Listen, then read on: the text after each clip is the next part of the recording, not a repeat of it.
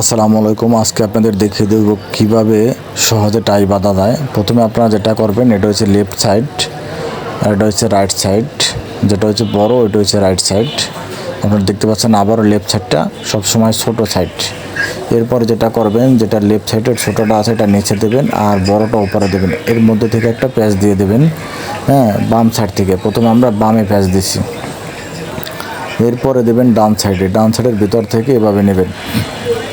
নেওয়ার পরে এই যে আপনারা দেখতে পাচ্ছেন যে পুরোটা এই আঙুলের উপর থেকে দেবেন, যে এই দুইটা একবারে যেন পায়, এভাবে আপনারা একটা পেঁচ দেবেন।